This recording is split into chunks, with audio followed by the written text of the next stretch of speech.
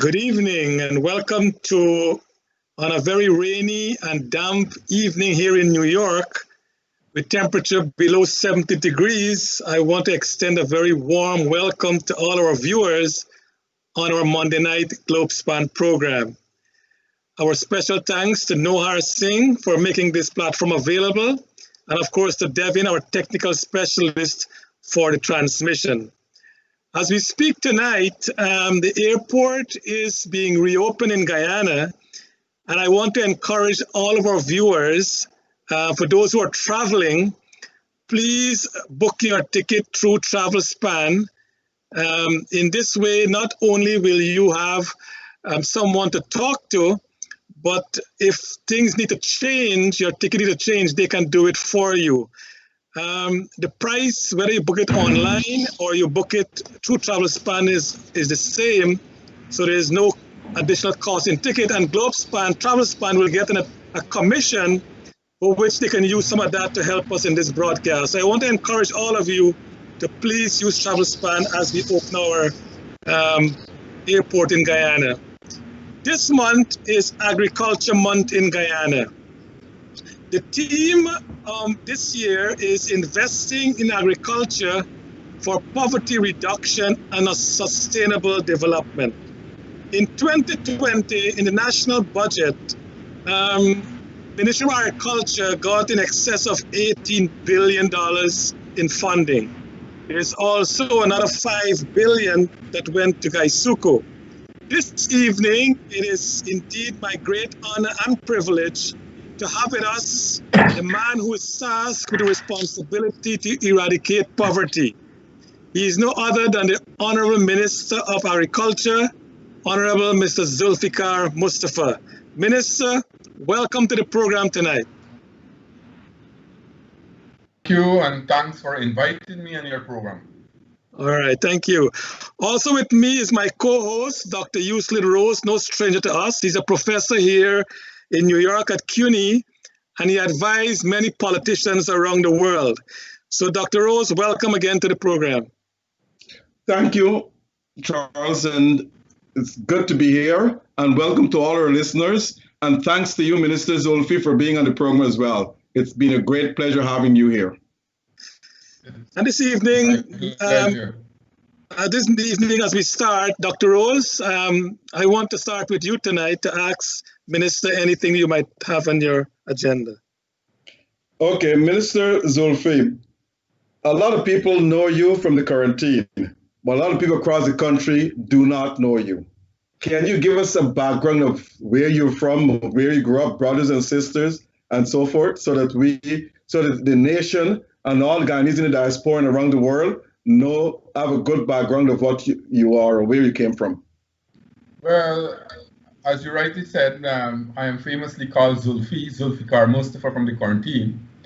Growing up, let me be very frank with you, growing up, I was in the political arena from a very early age. As a matter of fact, Dr. Frank Anthony and myself were the first set of pioneers in the Progressive Youth Organization. You call it the POP, the Progressive Organization of Pioneers, in 1980. We were the first set of young people, children, to form that organization. And then moving from primary school at Auckland to Quarantine Comprehensive Secondary. And there we had people like Mr. Adin Prasad, Mr. Tilak Dari Bikam, who is now residing overseas, and a number of other teachers who taught me at that school. I was very, very active in the National Students' Council of the Progressive Youth Organization. And from there, at one time, when they had the student strike in the 80s, I was expelled from Compre because of my political activism as a young man. And there, Mr. Navin Chandrapal, who was the first secretary of the Progressive Youth Organization, had to go to Compre to get me reinstated back as a student. And from there and then, I started to develop a political liking for politics. And I moved through smoothly because my father, who was a cane cutter, was very active in the trade union, the Guyana Agriculture and General Workers Union, as a representative. And you know, I was exposed to political ideas, trade union ideas from a young age. After completing secondary school, I did some courses, and I did evening courses at the Gaisuku Training School at Port Morant. Then I was selected by the PPP to go to the former Soviet Union to study political science. I did that for 14 months in Moscow, did political science. And then I came back and I started to work with the Guyana Agriculture and General Workers Union. I joined them as a clerk, and then I moved on through the ranks until I became the Assistant General Secretary of GAU. From that, I was then offered a position. I was still active in the party. I was offered a position as the supervisor for Berbice after Mr. Rohit Prasad would have been the regional, graduated to be the regional chairman of Region 6. I was offered to be the PPP supervisor for Berbice. I accepted that position, and then I became a member of parliament. After that, I became, from 2001 to 2006, I became a member of parliament. Whilst doing that, I started a course at the University of the West Indies, management diploma. Then I went on. After 2006, I became the regional chairman for Region 6, East Berbice Quarantine. I functioned in that position from 2006 to 2011, and then Mr. Ramotar became the president after we would have lost the majority and we became a minority government. I was offered a position at the office of the president, and then I was also elevated to the position of executive secretary of the People's Progressive Party. I functioned in those positions at the office of the president from 2006 to, from 2011 right on to 2015 when we came out of government, and then I still function as the executive secretary of the PPP until now, but I became a member of parliament once again from 2015 to 2020, or no, 2019, December 2019, when parliament would have dissolved by the president then. And then now in my present position, I am still the executive secretary of the People's Progressive Party. I did a number of other courses, financial courses. I did a number of trade union courses. I visited a number of countries around the world, Asia, Europe, Latin America. So I have a wide knowledge, and I have been functioning with farmers and grassroots people across the country for a very long time, especially workers and farmers. So that is a summary of myself. I can see that you have a strong political background and traveling experience. But what about brothers and sisters? Oh, well, I have a brother who is residing overseas in the United States. I have two sisters. One is in Canada, and the other is living in Albion. All three of them are married with children, older than I. I am the youngest. My mother is still alive. She is about 78, and my father is alive. He's 86 presently and going strong. And I am still residing at Bloomfield. Although I am in Georgetown, I normally goes up there whenever time permits, and I normally visit them almost on a weekly basis. So I am in regular contact with all my relatives, and especially my mother and father. Good. Glad to hear that. So we now know something about you. Now, let me turn to one of my first questions, and it's about the sugar estates. You know, the government closed 4 sugar estates, right? Skeldon, Rosal, Enmore, and Wales. And they put forward the fact that the reason they gave is that they had to subsidize Gaisuku, and the subsidy is in the billions of dollars. The PPP, your party, said that's not true. They closed the sugar estates because they want to spite the workers there, because the workers are PPP supporters. So here we have 2 conflicting reasons why the sugar estates were closed. What's your take on it? First of all, I would say that the government, the previous government, closed the sugar industry not because of economic reasons, but as you rightly said, and I will maintain that, for political reasons. And I'm just looking for this here. If the viewers can see this, this is a COI that was commissioned by the former government. And they put, according to the former government, they selected people who are not biased, people with agriculture sense, people who got the know-how, and who should have come out with an unbiased report. And this is the report of the COI, a part of the report, the first volume. You got a number, I believe 2 other volumes. And this here, and when I spoke at the budget debate, I quoted from this recommendation. And this is not the PBP's recommendation. This is the conclusion of the Commission of Inquiry that was set up by the APNU AFC government. And it says here, while the ongoing process, well, I just want to read the last sentence. The COI does not recommend the closure of any estate at this time. This is it. And when you look at Gaisuco, Gaisuco is more than sugar.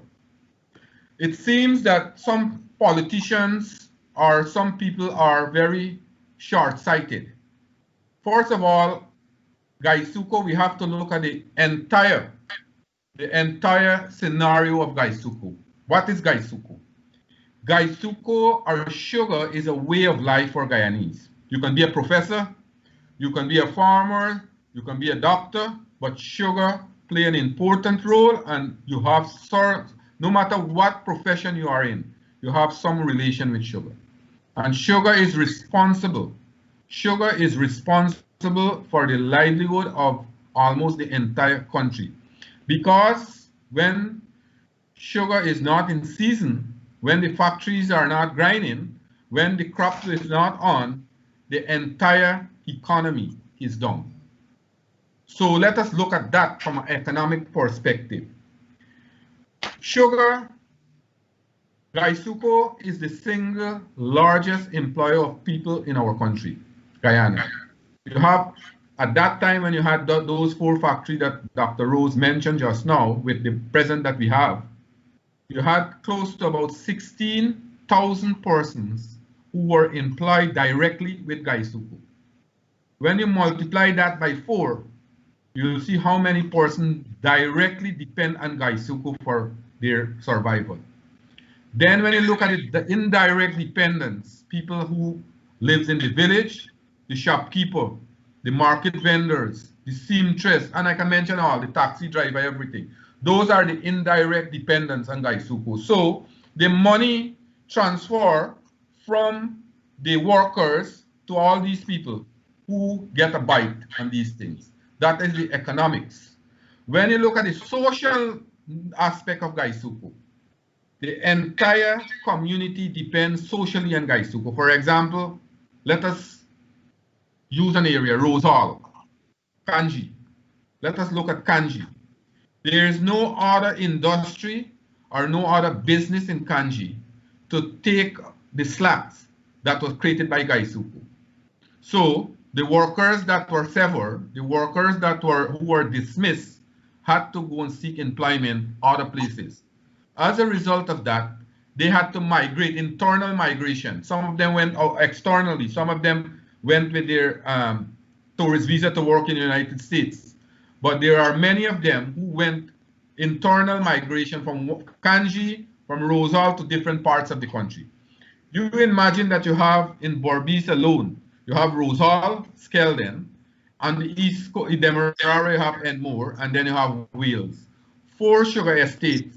You don't have the kind of industry, you don't have the kind of investment to take care of these slacks. How would the workers survive? Then I was saying about the social needs. The DNI system in the community Gaisuco was taken care of. The health facility in the community Gaisuco was taken care of. The community aspect, the sporting aspect, the community centers, Gaisuco was taken care of. So you have a whole set of social needs that the community depends on. You have economically the workers depend on Gaisuku for survival, for income. And when these things are, when the sugar estate is closed, the government now will have to go and spend for DNI, have to go and spend for health services, have to take care of the needs of the community in terms of sports and recreational facility. The workers are suffering, they don't have a job. Students are suffering, they can't get to go to school, they can't attend schools because of the expense. The parents can't meet the expense for students to go to school. And these are reality. These are the things that I experienced. I went in Kanji, I went at Kelden and the other places. And you could see the dire poverty that started with the closure of the estate, So my take on it, I will say, Dr. Rose, I will say that because of the government closed the sugar industry just to punish the sugar workers politically. That is my take on it, because right in the United States, I quoted in my budget presentation that in 2 years, the United States Agriculture Department had to subsidize agriculture inputs in the United States by billion, one time 19 billion, another time 34 billion US dollar. Why are they doing it? They're doing it because they want to just throw away money. They're doing it because they know that sector is an important sector for the economy. Right. And when you put money in a sector like that, you don't put money, as Ramjatan said in the budget debate, is you throw money in a black hole. You throw money to invest in people's welfare. And that's the way we have been doing it in this budget, in this emergency budget that we just passed in the National Assembly. You'll see the measures that are in this budget are investment in people's affairs, in the needs of the people, where people's life can become better. That's the way I see it. Okay. A quick question, well, not a question, is that, well, you have a good CEO now, my good friend says Narayan Singh. And as I said sometime back, he has a DNA to turn that sugar factory around. And he's very competent. He has been working closely with me for since the time I have appointed him. Up to just now, he was calling me because he wanted us to work on some other ideas. But over the weekend, as you rightly said, I took the Indian High Commissioner to visit across the industry in Berbice because he wanted to see firsthand. And I have asked the Indian High Commissioner to help us to see if we can get some expertise from India to assist us in the. Right. Now, as I said, and I will tell the world this, SACE is extremely competent. And if he can't turn Gaisuku around, nobody else will do it. Well, that's what I know for a fact. The attitude, because remember, although Gaisuku were taking a beating, as you rightly said, that we didn't see Gaisuku as a black hole. In my word, we didn't see Gaisuku as a black hole, but we always see Gaisuku as a corporation that can contribute to the development of our country, to eradicate poverty, and at the same time we could have turned around Gaisuku. And I will give you some specific just now. When I said we could have turned around Gaisuku, what I really mean. But I was saying that, remember in 2011 and 2015, the sugar workers were fooled by people like Mr. Ramjatan and Mr. Nagamutu when they went to one order line to the next, telling the workers that they should have the government is robbing them, the government should have given them more increases and things like that. I can remember vividly, although we were giving sugar workers 5%, a small increase at the end of the year. Sugar workers used to get a retroactive payment from January to December, 5%. Plus, they used to get the annual production incentive. Since the coalition went into government in 2015 May, sugar workers did not receive a cent increase. The annual production incentive was put on hold or abolished. They did not receive any. They did not receive holiday, not holiday with pay, these, what you call it, they call it sickness benefit. Sick benefit, that is a 1 week pay they used to receive. So all those benefits were denied by the sugar workers. Now we knew, all of us knew, that sugar in Guyana, sugar started to go into a crisis with the price cut, the 36% cut from the European Union. And we were trying to develop sugar in Guyana because when all the other Caribbean countries trying to go out of sugar, we were saying we'll try to ensure that sugar survive in Guyana because sugar was too big to fail. We knew that sugar has a very important role in the development of our country. That was why we put so much effort to develop the sugar industry. We didn't see sugar as politics. We didn't see the bauxite workers as politics. When we invest in the to ensure that the workers' welfare are looked at. So I want to inform viewers this evening that I am very optimistic. I am very optimistic that we will turn around sugar. The fortune of sugar will turn around. My first aim as Minister of Agriculture is that we have to get these factories back once again and actively producing sugar. The next aim is to ensure that we break even, and then we'll look at profitability. But okay. I think we have all what you can say. We can work together to turn around this industry. Before I throw it over the program to Charles, I just want to give you this suggestion that I read where in Barbados and in Jamaica, where the sugar industry has become a big tourism boom.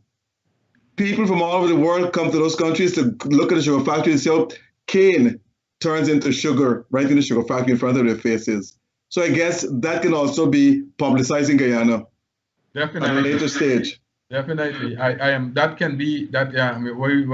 We can use those things, but we need first of all to get it going. And let me tell you, before Mr. Sugrim comes into the program, I just want to make two other small points. In 2015, when the coalition got into government, they went to the parliament because in the last crop of 2015, the second crop of 2015, sugar production increased. Skeldon factory, you had I can't give you the exact number of ton of sugar they produced, but they have produced, the Skeldon factory excel production for that period of time. And then the entire Gaisuko, the production was somewhere about 216,000 tons, the entire Gaisuko.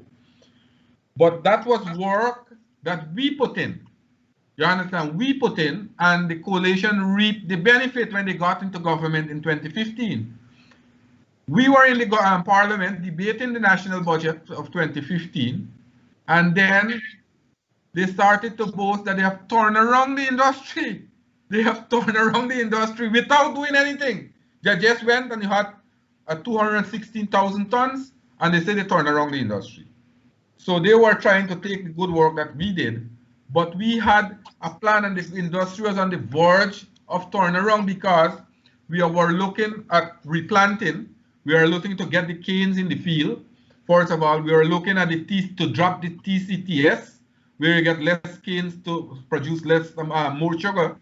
Those were the things was catching on. But then, after the first crop, you see the sugar start to decline once again because the investment they had to maintain, they didn't do it. They didn't do it. And if you go now and you look at the 3 factories that are presently grinding, those Iflot, Albion, and Blaymont, they are grinding just about 60% capacity because over the years, over the last 5 years, they have not done any capital works in those factories. Although they have took $30 billion loan as a bond to do recapitalization in those factories, they have not. And NISIL has been very reluctant in releasing funds to Gaisuko to do the capital works.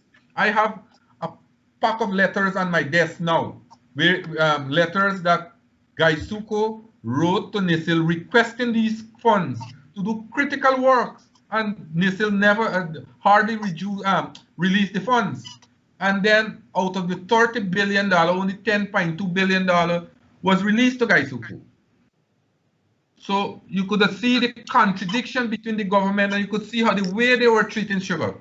So when you look at the entire performance of the last government in terms of sugar, you could conclude, or one can conclude, that they were trying their best to close sugar. And God forbid, if they would have gone back in government this time, I believe, this is my own view, that that could have been the end of sugar. That should have been the end of sugar. Thanks. Thank you. Charles, Thank you, over Dr. to you. Rose. Thank you. Minister, listening to your introduction, and you, like me, my father also was a sugar worker, and he was a cane cutter as well. So I can imagine how proud your dad is to know that his son has now become the Minister of Agriculture, of which sugar is a great part. So I'm sure your mom and dad is so proud of you. Right. Minister, I know sugar is not the only area you look after, but I don't want to leave sugar as yet because I've had a lot of questions that Dr. Rose asked. But I know you mentioned that the Indian government has offered their service to help renew the economic and social stability of the thousands of retrenched Gaisuko workers. My question to you is, what support are you expecting from the Indian government?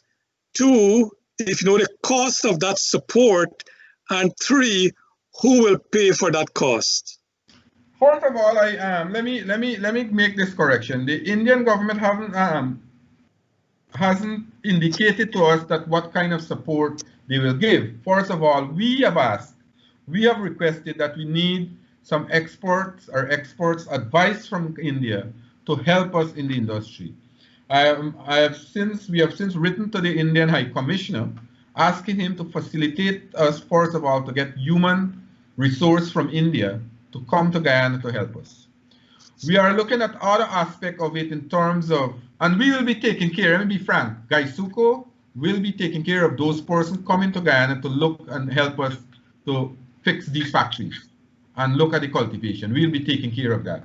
Okay. Also, we are looking at replanting. And when you look at places like Rose Hall, Skeldon, and Enmore, you have to have enough cane tops to go into the field. Now, India yields per acre are very high. We are looking at the possibility, we have not made a decision as yet, but we are looking at the possibility of getting tops coming in from those areas, if it could be suitable for our climate and our condition in Guyana. So those are the options we are looking at presently. Okay. But financing, we will ensure that we try to do the financing in our country, at least to get it going again. Okay.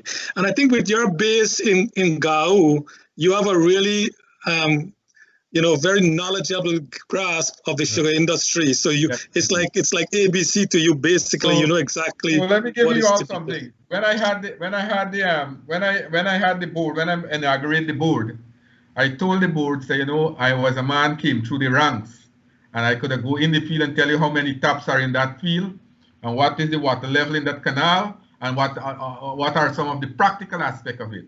And the chairman, Mr. Dave, he was laughing. He said, Minister, well, they can't fool you now. You can go in the Baghdad yourself.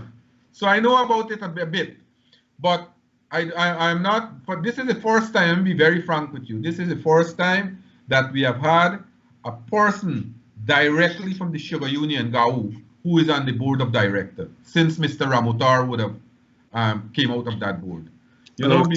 Before when we had Dr. Jagdeo there, Mr. Ramutar was a member of the Gaisuko board, but at that time he was the general secretary of the PPP. Now we have I believe the vice president of Gao sitting on Gaisuko board, and he is part of the procurement team. So we have direct involvement of the Sugar Union. That is the kind of cooperation we need from all the stakeholders to ensure that we have the turnaround of this industry. One final question on sugar, Minister, as we move on to the other areas under your portfolio. Have you thinking of also engaging countries like Malaysia and Indonesia?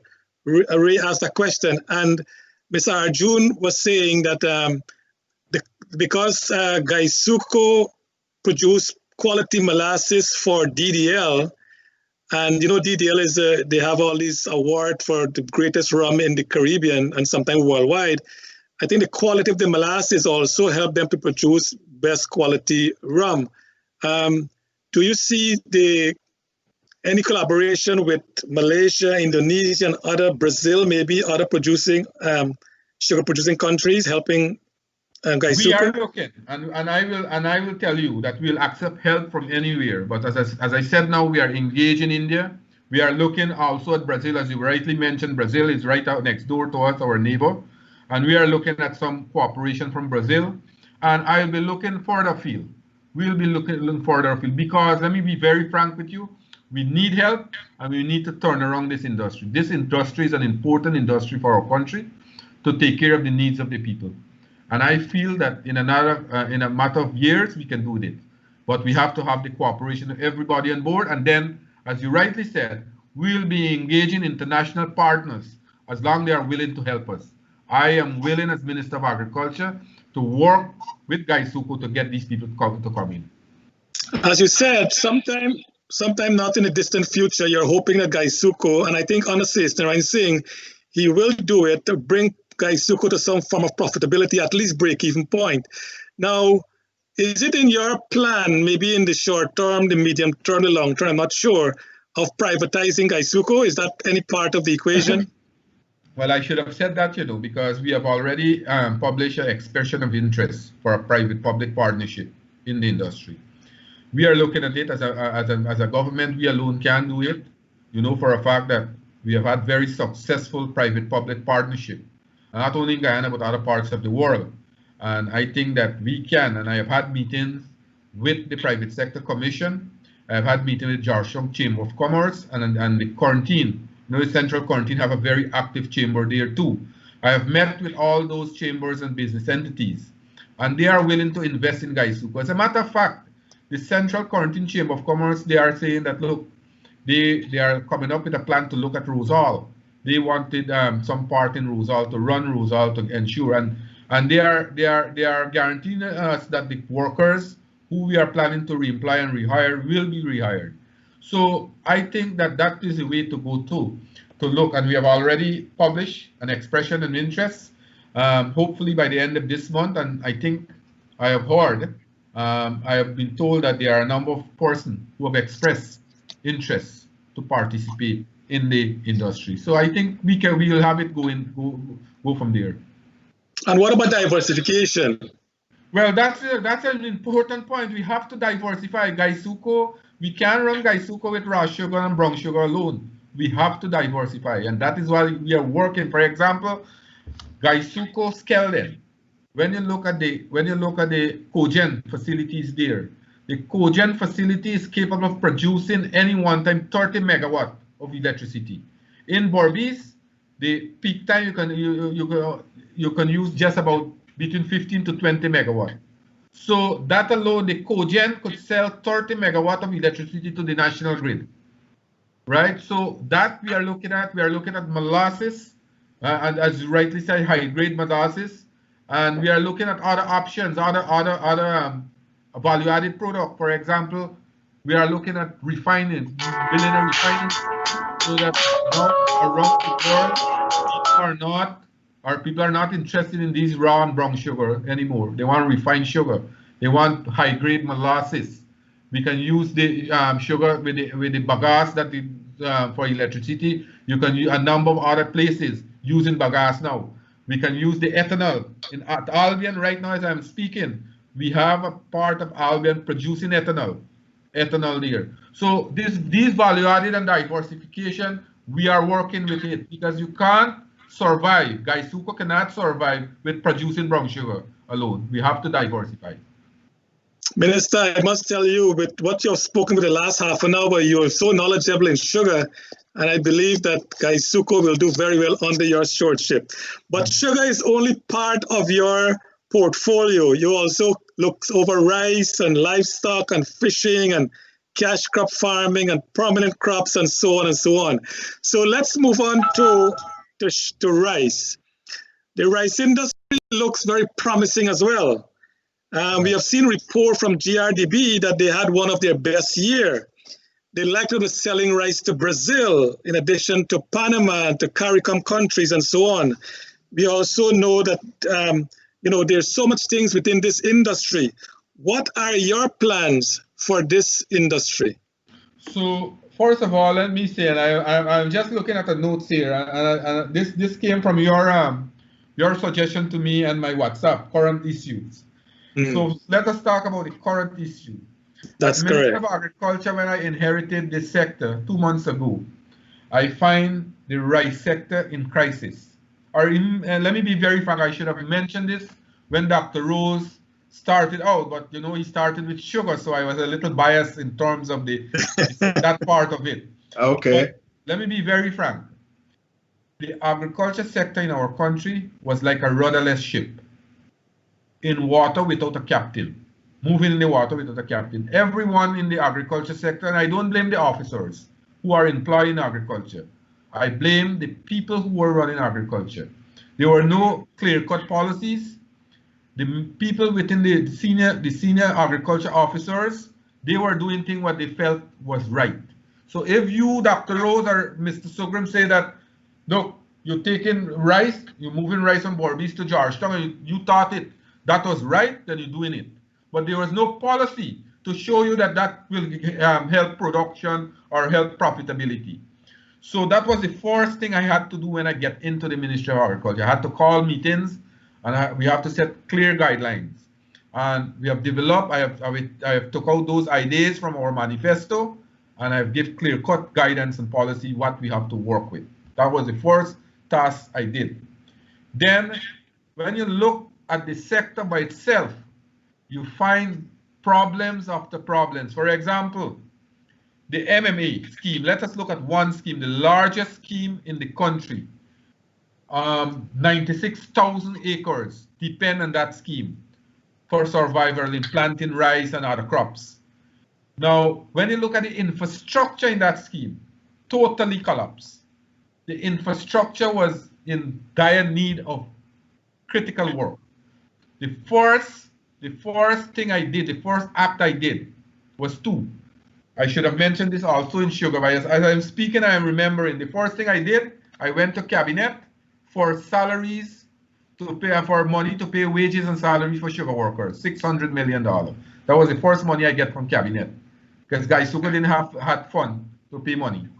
The second thing I did was to go to cabinet for money to do critical work in the MMA scheme and other parts of the country. I had cabinet released to me $96 million to do critical works in the scheme, and another additional $29 million to do dams, to do repair dams. And you all will know, both of you, that when you get crop time, you have to get the dams in good order for farmer to bring out their produce. But the drainage system, the cokers, the boxes, and those inlets, they were totally collapsed in certain areas. So I had to spend money to get it done. Now, and I will send some clips and give you, both of you all, when I get it. You'll see a total rehabilitation of these areas now. People now are getting water. People can drain their rice field. People can get irrigation water and things like that. So that was the system. Now, you mentioned Panama just now. We had 2 contracts exporting paddy and rice to Panama. What happened to that contract? Only one part payment was made to the mill of Guyana. In 2018, the first contract, the Panamanian authority paid a part payment. And when I took over this ministry, you have the millers of Guyana were owed $1.9 billion by the Panamanian authority, and it still owe them. $1.9 billion was owed to the farmers and millers of Guyana by Panama. When I found out, I tried to find out what was the issue. I found out that the previous government and the previous minister did not intervene. You know, and both of you all will know this, that when the coalition went into government, they called a rice conference and they told the farmers that rice is private business. You remember that statement, right? Mm-hmm. Now, what they did not intervene. So the Panamanian authority, that money was there, and nobody was able to get anything. So what I did, first of all, I tried to make contact with my counterpart in Panama. We made initial contact, but then I took this matter to the cabinet, and the cabinet decided that our president should intervene. He did intervene, called his counterpart in Panama, and as a result of that, now the Panamanian authority, they have acknowledged their debt to Guyana. They said, and they asked for some time before the year is out. Hopefully, they will pay the 1.9 with interest, billion with interest. And they also said they are interested in continuing this contract that started in 2018, although it was suspended after the payments was not did not meet the payment. So we'll have that contract for this new crop again how they reap it now, and hopefully before the end of the year, the farmers and the millers can be paid the 1.9, because we have a note from Panama through our diplomatic person, the people them in the Ministry of Foreign Affairs, that they will be paying this sum. So that is the problem. Now the rental, land rental and DNI charges and other fees was so high that many farmers were unable to pay these fees. For example, 1 acre of land moved from $1,000 to $15,000. DNI charges moved from $2,500 to $8,000. So what we did, we reduced it back and reversed it back to 2014 rate. So now every acre of land, a farmer saving $14,000. So a farmer will normally, most of these farmers, an average farmer will plant about 15 acres. We just call it a plot, right? A plot in Blackbush polder. So 15 acres multiplied by $14,000, see how much money annually one farmer will save. Then you reduce the charges from $8,000 to $2,500. So a farmer will save $5,500 for each acre of for DNI charges. Then the VAT on agriculture machinery. Today only I receive a letter from a farmer. He said he bought a tractor and he anticipate. He bought the tractor before the election, but he anticipated that the PEB will win the election after March 2nd, and he did. The PEB won the election, but you know what took place over the 5 months? So the tractor came in April, but you didn't have the change of government after the election. So the farmer wrote me now asking me if I could make representation to GRA, seeing that the PEB won the election in March 2nd, if he can get back the $500,000. One tractor, he had to pay $500,000 VAT on it. Right. So imagine how much money we are putting back without giving the farmers any aid or anything. We are putting back into the pockets of the farmers, right? So that's an investment by itself. That's an investment by itself. So this will help us. Although as you are saying that we are, yes, record-breaking crop, now we'll see more paddy will be produced. More paddy and more lands will be taken up. There was a number of land that were abandoned, and you're having production because the large farmers were renting these lands. The farmers, them like your father and my father, them were not able to sustain the rent for these lands. Because when you look at pesticide, a spray can, simple thing like a spray can, if you had to go and buy a spray can, you have to pay 14% VAT on it. If you have to go and buy fertilizer, chemical, pesticide, 14% VAT on it. Tractor, 14% VAT. So all those money now will remain in the pockets of the farmers, plus the DNI charges and the land rental. I know, Minister, I think the last government had an albatross around the neck of farmers. I don't think they understand farming. And these farmers really spend their lifetime in the field, and sometimes with very little reward. So I'm glad that you have seen that, and you know that very well. When we come back, we want to continue a little about rice, and then we go to other sector in your ministry. No problem. Travelspan is now booking repatriation flights and offering shop and ship. Book your repatriation flights to Guyana with Travelspan. There are 2 flights weekly from JFK and 2 flights from Miami. All flights are non-stop to Guyana. Travelspan will assist you with completing the forms and submitting to Guyana's government for your approval to travel. So book your flights today to Guyana, or if you choose not to travel, then call Travelspan for their Shop and Ship program. Travelspan is now offering Shop and Ship. Purchase a gift for yourself or a loved one. Send it to Travelspan to arrange for all your shipping and clearing. Christmas is coming, so don't wait. Either book your flight or shop and ship with Travelspan. In the US, call 718-845-0437. In Guyana, call 227-1701. And in Berbice, call 337-4287. and in Canada, call 647-557-6200. In US, 718-845-0437. In Guyana, call 227-1701. In Berbice, call 337-4287. And in Canada, call 647-557-6200. Travelspan, serving you for over 26 years. Logistics International, based in Trinidad, with representatives in Guyana, is pleased to announce its shipping services from Trinidad to Guyana. Logistics provides shipping services and has experienced personnel to handle all of your shipping needs from Trinidad to Guyana. Buy in Trinidad and let Logistics handle all of your shipping to Guyana, from small boxes to container sizes. Call Logistics in Trinidad at 1-868-336-8218 to handle all of your shipping needs, and they handle all sizes. Logistics International has been shipping for over 22 years to many Caribbean countries with reliability and dependability. Call 1-868-336-8218 in Trinidad.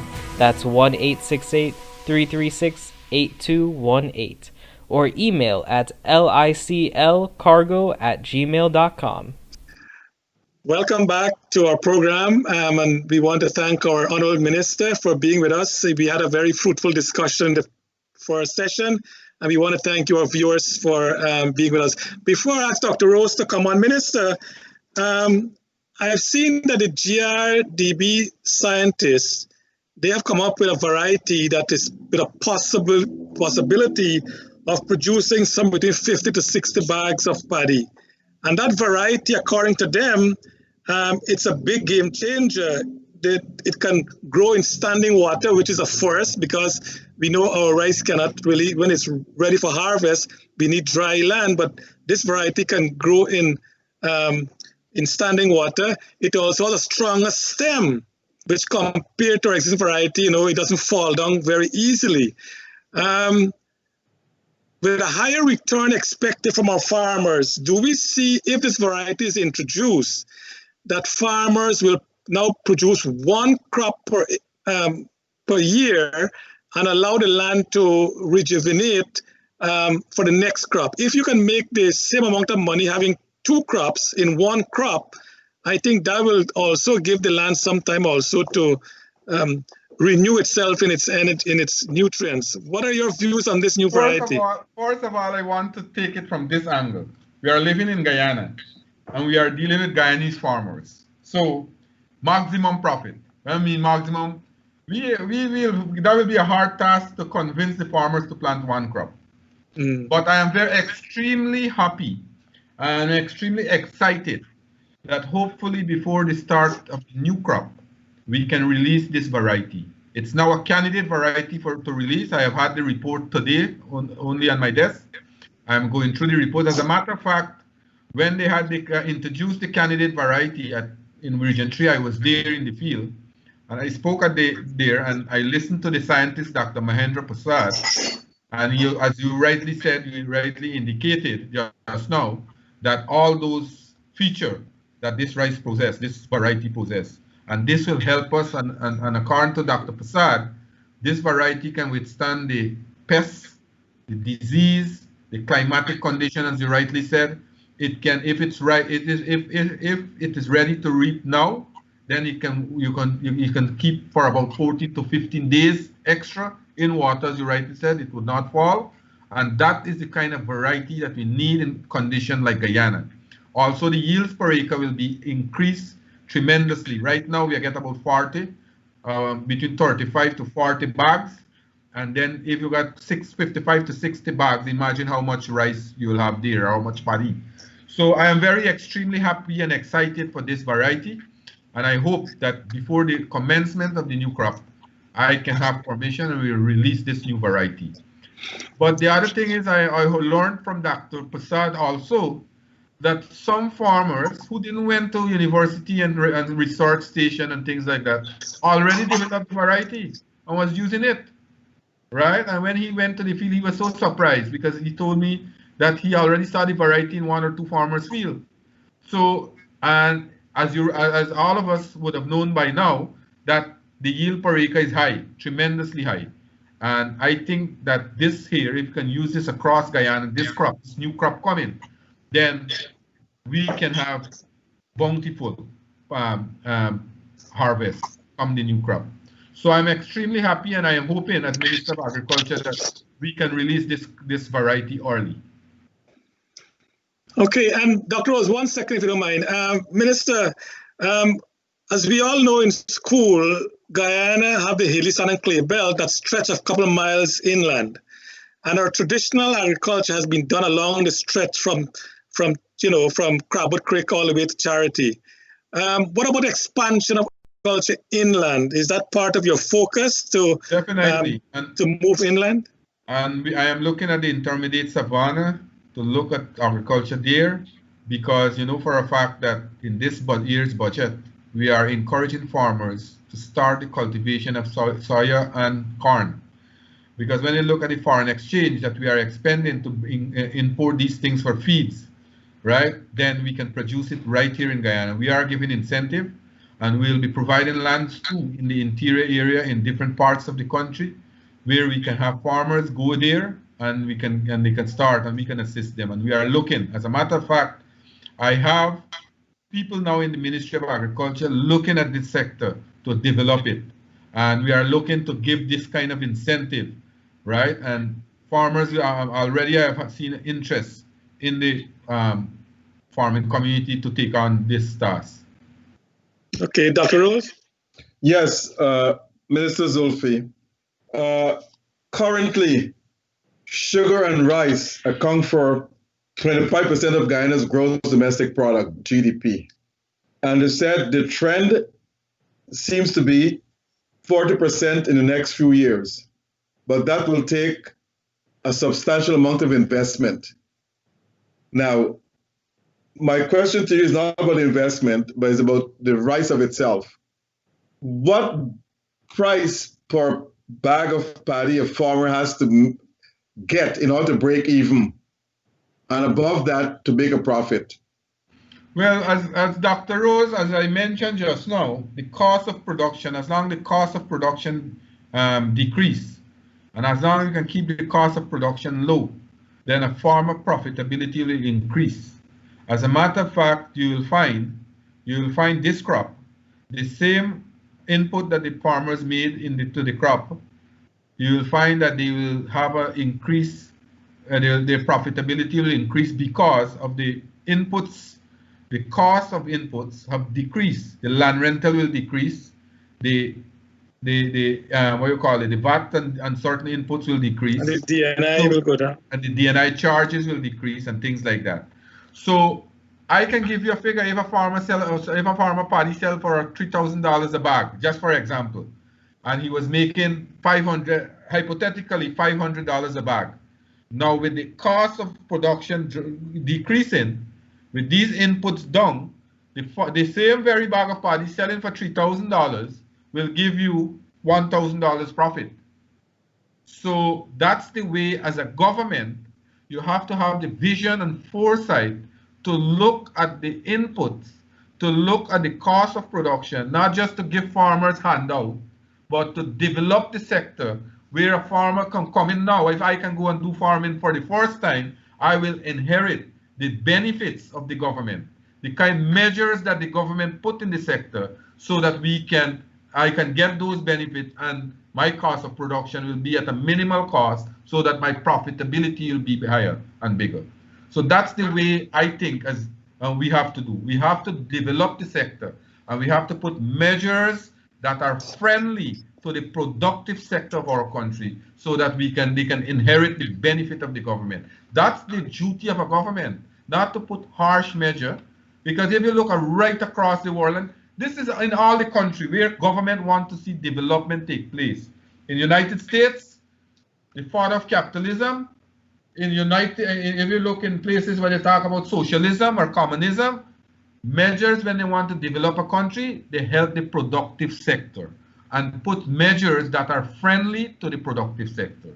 And the productive sector will use those measures to increase their profitability, because the cost of production will come down. That's the aim. And that must be the aim of a government, to get those measures in place.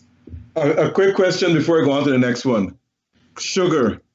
When do you foresee, what time frame you think sugar can be profitable, or the sugar industry can be profitable, even though it makes bagasse, it makes ethanol? I was told, I did some research, and I saw this Kellen Sugar Factory can produce sugar, ethanol, and bagasse at the same time. Right. So that's a modern factory. So what time frame do you think, with these added resources coming on, you think the sugar industry can be profitable? With all things being equal, I think within the next 5 years, we can break even. Be very frank, if all things being equal, if the industrial climate is good, if the crop husbandry and the cultivation are good, and if the factory performs to its peak, then I think we can break even. And at the same time, after that, we can start to make a profit. But we have to also stop. We also stop in those markets that are we never do. For example, Mr. Sugrim talked just now about diversification. We have to look at the product coming out of Gaisuku, not only brown sugar or raw sugar. We have to look at refined sugar. We have to look at high-grade molasses. As you rightly said, bagasse and ethanol production. Those are the diversification we have to go into, and we have to get it there, started, and then move on to start break even. That's the main aim of this thing, and then we can start to talk about profitability. Okay, another question on sugar. 4 sugar estates were closed by the last government or the previous administration. Now you're opening 3 of them. What are you going to do with Wales? Well, you see, I allow you to, a good novel at the end of it, you got the suspense, right? So I will give you now Now, Wales was destroyed so much by the previous government. They cannibalized on Wales estate, the factory, sorry. So what we are thinking about, I'm now thinking we have already decided that we'll create something called the Wales Development Authority, where we have a lot of agro-business started there. We'll have a place where we have a business incubating center. So those persons who started out, we'll have them their business incubating there, and then help them. And when they are on their own to start export, we'll send them off their own. That will create roughly about 3,000 jobs. We'll take in the slacks that was created with the closure of Wales Estate. So we are looking at that. There are investment already. We have decided the format, and we are looking aggressively to start that process shortly. The Wales Development Authority. Okay. Now turning away from sugar, turning to fishing. What are your plans for the fishing industry? Good. It's a large industry in Guyana. It's spread from the length and breadth of the country. But I haven't seen a plan from no government about the fishing industry. Well, I am looking to develop one now, shortly, because my first task, as a matter of fact, when I was sworn in, and I was interviewed the same very day I was sworn in, I said it, and some of the journalists laugh, right? They say that, that thing is hard, what you're talking about. I said my first aim is to ensure that we get the ban lifted on catch fish, so you all guys can eat the gilbaka over there, right? And some of them laugh. So now we are close to reality.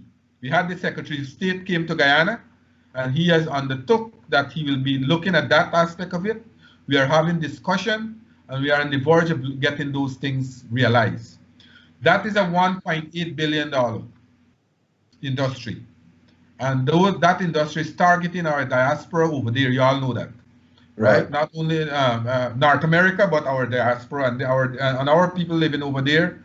They are waiting anxiously for that time to come when we'll have that industry once again.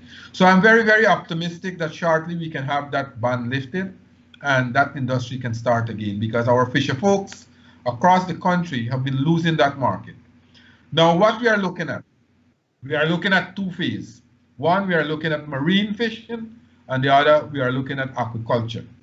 Now, the agriculture industry, let us look at that first. That have died sudden death under the previous administration. You know for a fact when Minister Saturday Usaw was there, he had put a lot of effort and energy in the aquaculture industry. And so much so that we had a lot of aquaculture farms around Guyana that was developing rapidly. As a matter of fact, our aquaculture farm at Manripo is named after Mr. Saturday Usa, you know, and that is a very good aquaculture farm there. Today I have had a meeting with some investor who want to start this. They got a new fish coming from Brazil, tambaqui. You all know the fish tambaqui. They want that industry to start. Some of them, and that is a very delicious fish now in Guyana. There are a number of persons who are interested of wearing that fish. The other thing is the other aquaculture farmer. I am bringing them together. Very shortly, I'll be holding a meeting, a one-day conference with them to come up with ideas how we will develop the aquaculture industry and what support government can give to develop the aquaculture industry. In the marine fishing industry now, we are having a serious problem there. As a matter of fact, when I took over that industry, or that part of the industry was in a $40 million deficit, right? We had to pay that money from this budget, $40 million, acquire new boats. We are looking at tracking device. We are looking at giving these. I have visited 2 cooperatives already. I have visited Albion, I have visited quarantine number 66, and we are looking at measure how we can assist these farmers. So I will be meeting with the entire fishing industry and come up with some ideas how we will develop. But short term, we are looking at right now all those inputs that fishermen and fisher folks were paying VAT on. The VAT have been abolished. Twines, seine, rope, lead, outboard engine, all those things now they will not have to pay 14% VAT on it. The measures that we are putting in place, you know that there is a serious problem in this country where piracy is concerned. I am working, as I said, we will be acquiring more vessels in the fishing industry, in the fisheries department, where we can patrol the sea with the Coast Guard. We are working to develop a tracking device for these fishermen. We are looking at giving them special grant because we have set aside a small business development fund for both other crops and the fishing industry, so they can tap resources from there. So all those measures I am putting in place. As you rightly said, there are no immediate plans that the previous government had, but I am working out based on the manifesto, based on what we said in our manifesto, how we will develop the fishery industry. We said that we will enhance support for fishermen and the co-op through as I just said, that we will be putting these measures in place. We have reversed the licensing fees for fishermen. From them, they have been paying a lot of money, so we have reverted back to the 2014 rate. We'll be creating, promoting market for local produce commercially. And what I have done now around the Caribbean, our fisher folks and also other crops farmers have been facing a lot of problem in exporting their produce to our Caribbean country, although we have this kind of agreement in CARICOM.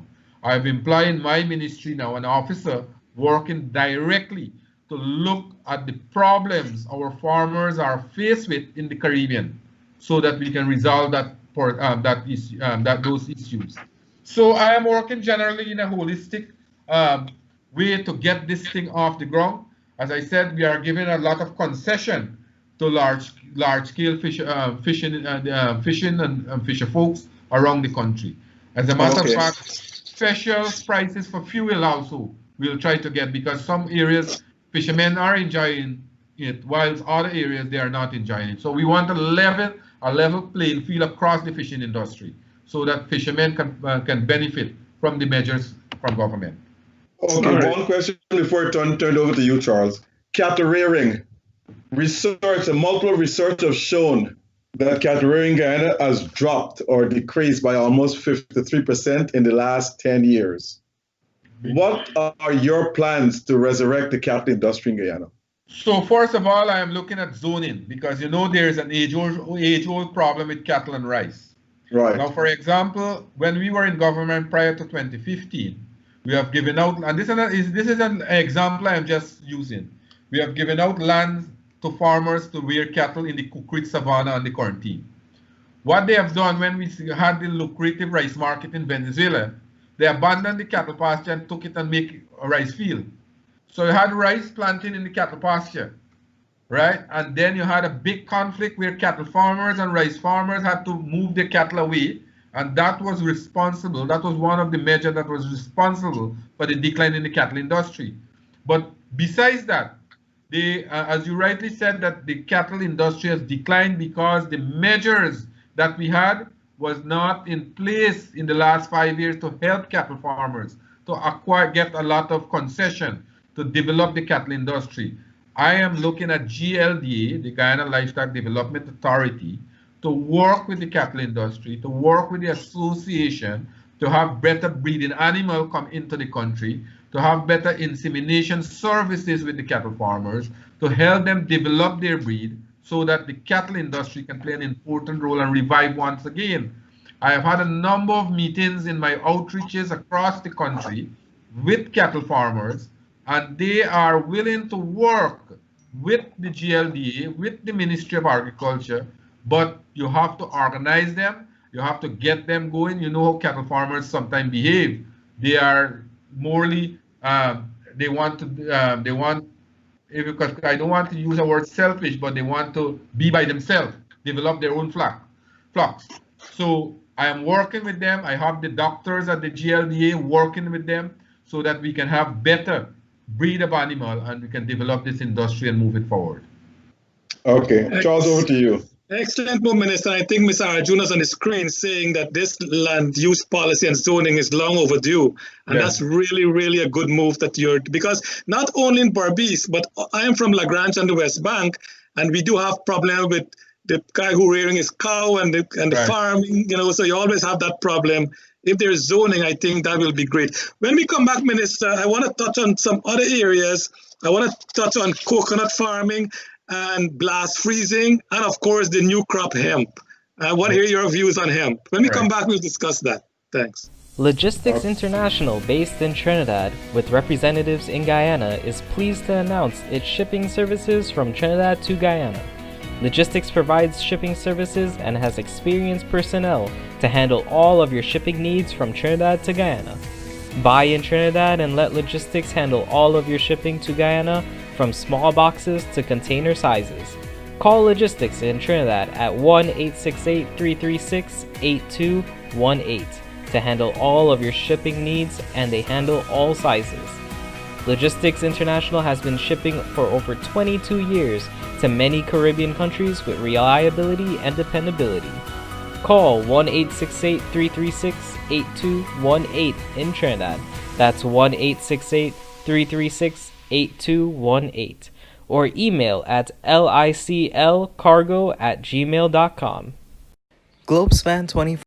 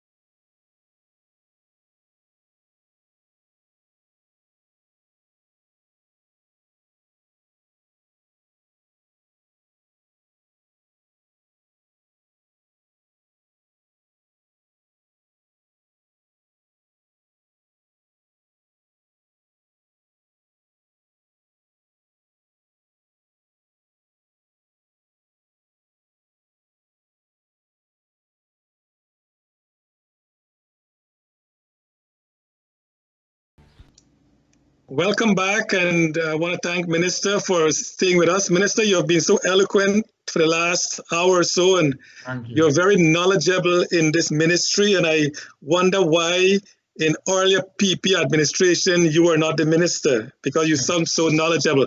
I think one thing is missing, Minister, is a marketing plan for the agriculture sector per se, and I know that need to be developed. And I know my friend Salim Nasruddin is a marketing consultant, and he has a lot of plans to market our produce. So maybe we'll ask him to contact you so you can work with them. I mean, he can work with you to get those things done. No problem, right. Minister, before I go, I know I want to talk about coconut industry. I want the livestock industry. Mr. Sugrim, but just before we move on from the cattle industry and other small remnants, as it stands now in my program, in our program, in the Ministry of Agriculture program, what we will be doing, Dr. Rose talked about the cattle industry. That is one of the aim, to improve and develop the cattle industry, to stop the decline presently and improve it back. As I mentioned, some of the programs that I have in place and will be implemented shortly, where we will be more responsive to the needs of the cattle farmers and all farmers around the country.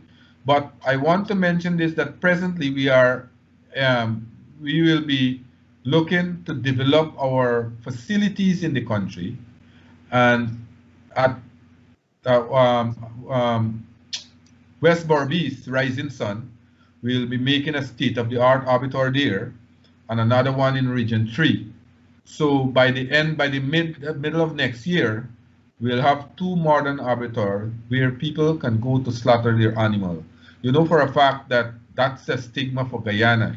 When we talk about export and export beef and export to developed country or places like the Middle East, Dr. Rose talked about the Middle East just now too. So we have to have facilities that people trust. And the Ministry of Agriculture intend to develop these kind of facilities. First of all, we have to look at the hygienic aspect of it. We have to look at the entire areas to ensure that we have state-of-the-art facility where people can trust it. And then I think we can develop our cattle industry, develop the smaller ruminants, and become a good meat export country. And you're talking, Minister, also mega farms to do that, because think of the demand for beef in the Middle East. A lot of the beef, where they're coming from, Minister, they're coming from Brazil, they're coming from Australia, and we are right there. Why are we not part of that thing? So I think holistically, the zoning is an amazing part of your plan, but also we have to go into huge mega farms to ensure we have not only the quality with FDA approved guidelines, but also the quantity and our reliability to supply the market. Minister, I know today the Attorney General met with the Hemp Association of Guyana. We had on this program Dr. Turin Durga, who, as you know, is advocating for the cultivation of this plant. Here in New York, Mr. Varnam Bedesi told me of the different varieties that can yield the best, and which variety will yield the best return. What are your views on hemp, and would you support the changes in the law to facilitate the cultivation of hemp? First of all, I would say that we have to have a national consultation across the country. Let me be very frank with you. You might have your own opinion, I might have my own opinion, and other persons. But we have to have a national dialogue on this aspect of it. As the AG rightly said today, that he will be looking at consultation across the country for limited use of this. So I will support that call. I will support that idea, because in Guyana, and both of you all know the culture in Guyana. We have to have a national dialogue to come up with a consensus on this matter, right? So it's not a matter that we can make a decision definitely on that, look, we should legalize certain aspect of this or legalize a small part of hemp or so. My opinion, my personal opinion is we have to have a national dialogue. We have to start the discussion and come up with a solution to it. And I feel that the people will be around the country will have different opinion, but at the end, I feel that you might have a opinion that can start the process where you have limited use limited use of it. Yeah, but as I said, hemp is not marijuana. It's a family of marijuana, but I think it's more medicinal and a whole lot of product that come out of hemp. I know the national dialogue is important, but I'm not getting, what is your view? Will you support that dialogue? Yeah, I will. As I said, I will support a national dialogue on that. I will support a national dialogue because I want opinion.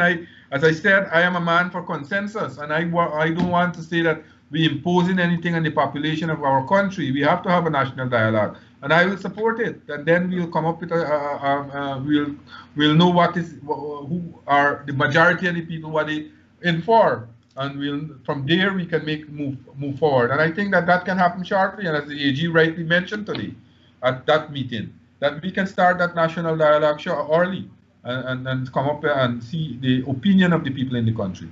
Okay, that's good news. Minister, you know, as you mentioned earlier, without D&I, agriculture is basically nothing. In the last PP administration, your ministry spent billions of dollars on the Hope Canal project. What I find intriguing, Minister, is that the government spent billions of dollars to drain our fresh water into the Atlantic. We know there is a huge demand for fresh water. Sometimes it is even more expensive than oil. Yet we seem to have no strategy on how to capture and retain our fresh water. I have not heard any discussion on strengthening the walls of the Conservancy to retain the fresh water. We know in the dry season, the farmers have no water because the Conservancy is dry. So if we retain the water in the Conservancy, we have control, we can control it and release it timely to the farmers as is needed. In addition, we can market our fresh water to some CARICOM countries and to the Middle East. Does your ministry is planning to do anything about our Conservancy to retain as much fresh water as possible there? That has been an ongoing process, you know. Since I took over, I am ensured that we have a crew there. We have regular machine and the Conservancy ensuring that we don't have any fragile part so that we can have a breakaway there. And the Conservancy has been, I have been looking at it to ensure that, as you rightly said, we maintain a level there and we preserve our fresh water. That is the most important. We have to preserve the integrity of the dams there. And that is why we have been doing ongoing work since I have took over the Ministry of Agriculture. We have designated and special machinery in that part of the country working on the Conservancy. The Hope Canal, I think the Hope Canal was an idea, was a marvelous idea because you know why I'm saying this? The Hope Canal helped the East Coast many times since it was started there and it came into existence, of people from the East Coast were not flooding. And that canal take out the excess water. That canal, if that canal was not there, I meant you said last week, I went in the Maikoni area there, the Maikoni Creek, and the farmers they were telling me that if it wasn't for the Hope Canal, they could have been underwater presently. So the point I am trying to say, that Hope Canal was a blessing in disguise for us. That's extremely helpful for the people on the East Coast. Yeah, but Minister, what I'm saying is that that is good. I think the Hope Canal is important for that, you know, the irrigation of the excess water. But I think a lot of the excess water comes out from the Conservancy because the dams, if you hold too much water in the Conservancy, the dam can break. So my question is there any plan to strengthen the dams in the Conservancy, maybe with piles or sheet or metal or something, to keep more water in the Conservancy rather than releasing it when the rainfall? I see where you're getting at, right? I think so, yes, we have to, in the long term, we'll have to look at that. I will be very frank with you. I'll be going back again with the technical people them at the Conservancy shortly, and we'll be looking at ways how we will strengthen it. As you rightly said, that will be a tremendous project in terms of doing those things, sheet piling it or revetting it across the Conservancy, but that will be necessary sometime because we have to be very careful with the fragility of that dam there. If that and that's the point. That's the point. Right. And with our topic tonight, that will be a long-term. That will be a long-term plan to get it done like that. Be very frank. With our topic tonight, can Guyana avoid the Dutch curse with agricultural development? And my Dutch friend sent me a text saying, "Why are you blaming the Dutch people for the curse?" But with the advent of oil, will your ministry push to get some of that revenue to do exactly that, to strengthen that Conservancy dam, so at least we can hold as much water as possible there, not only for the farmers but also for export? So as we are winding down, let me answer your first question. I think we can, as Guyana, as a country, we can avoid the Dutch curse with agriculture development, and as you rightly said, we can use resources from the oil revenue to develop our agriculture sector. Over the last hour and a half that we have been talking almost, you have seen that I have mentioned a number of programs that we have in place to develop the agriculture sector. As I always said across the country, everywhere I go, I said that we can have all the natural resources in the world. We can have all the oil, all the bauxite, all the gold. A time will come when those things will be exhausted. I also told the farmers practically that agriculture is responsible for each and every one to be in this part of the world. And agriculture will always remain the backbone of a country's economy. Those countries that had oil and neglect the agriculture sector, you have seen where they are today.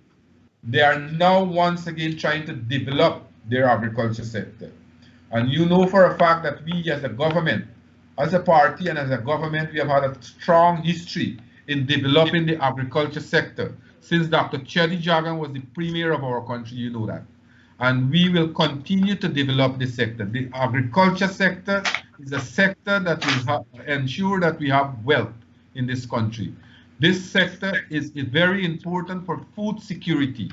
And that is why, as a party and as a government and as Minister of Agriculture, I feel that we have to develop this agriculture sector. That is why, if you look at our manifesto and you look at the plans that we have implemented so far, we are going to ensure that we move this sector from a sector that is subsistence or was subsistence to a sector that will go into scientific farming.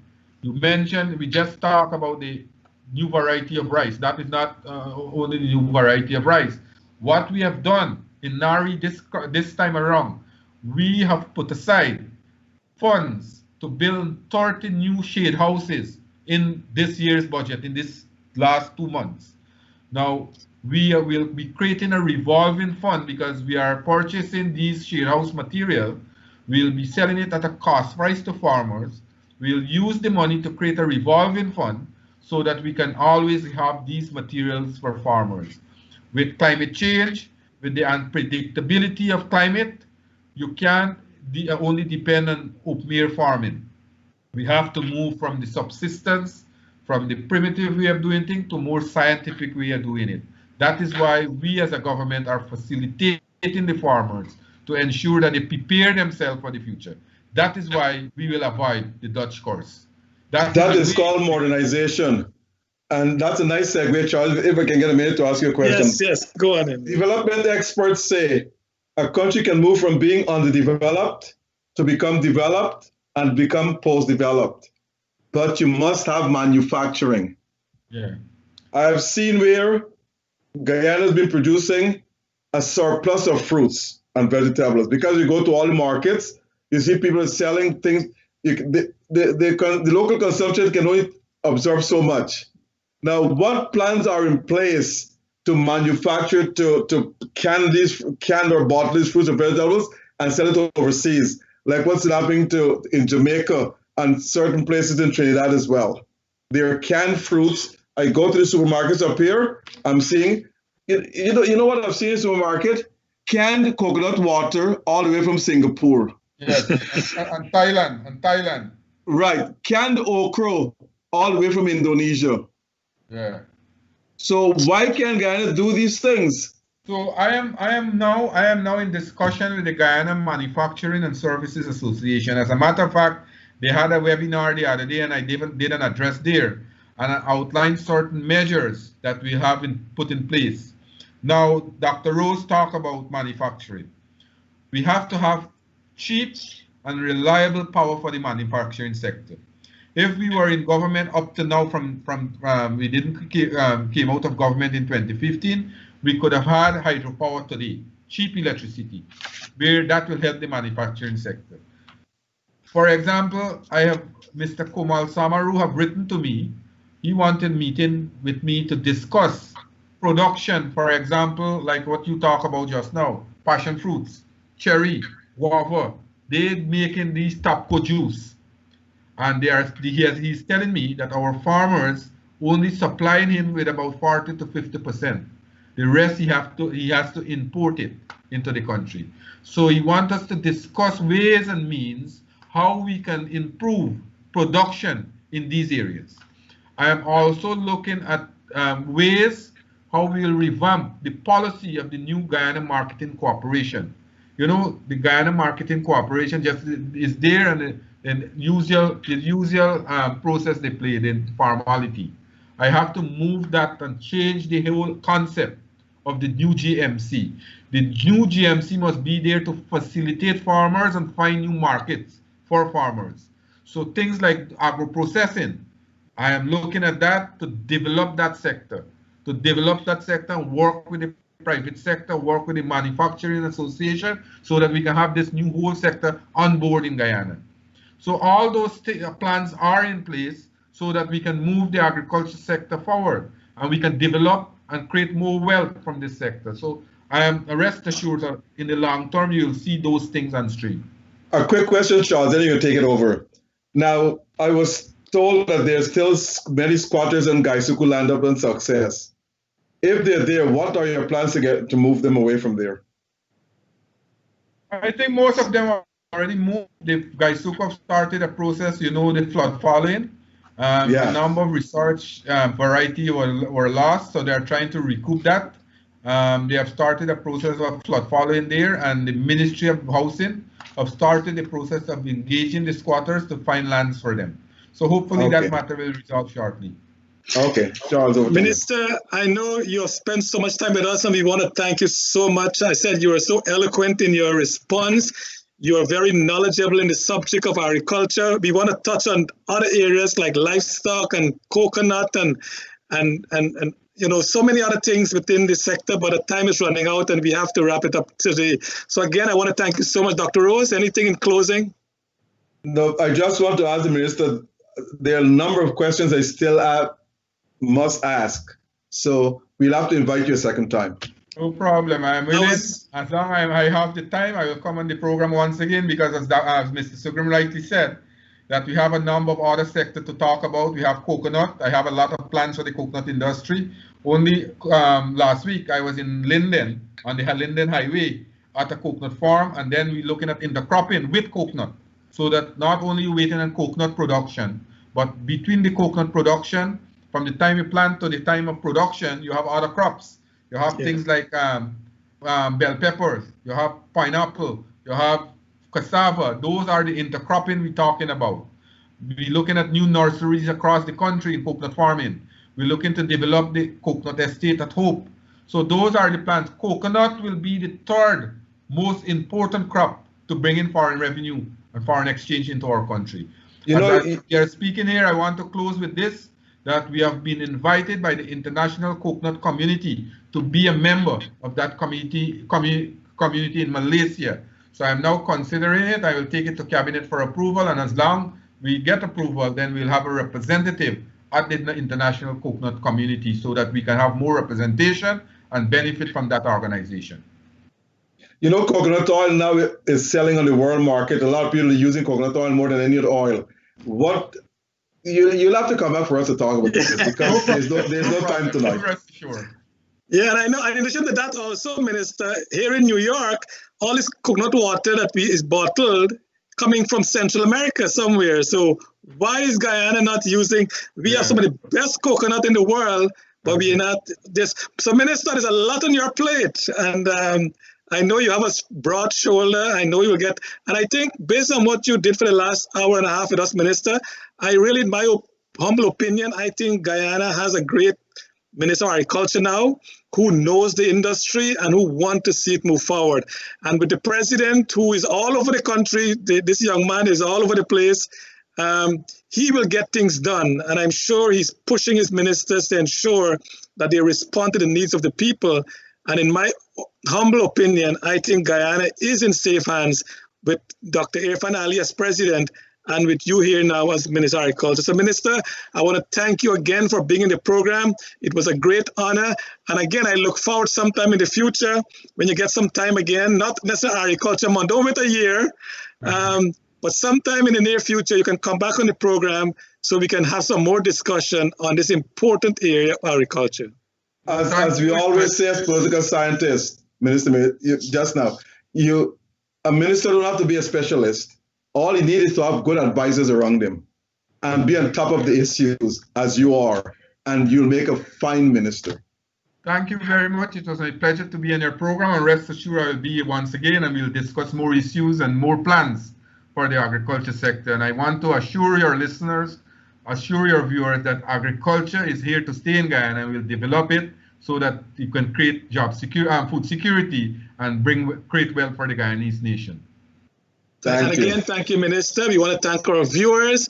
And again, I want to encourage all of you, for those who's traveling to Guyana, as we know the airport is now open, please book your ticket through Travelspan so they can get a commission ticket. They can help pay for the cost of this program. So, Minister, special thank you again for coming. Dr. Rose, thank you for coming. To our viewers out there, to Nohar Singh and to Devin, thank you all so much, and God bless you, and God bless our country of Guyana.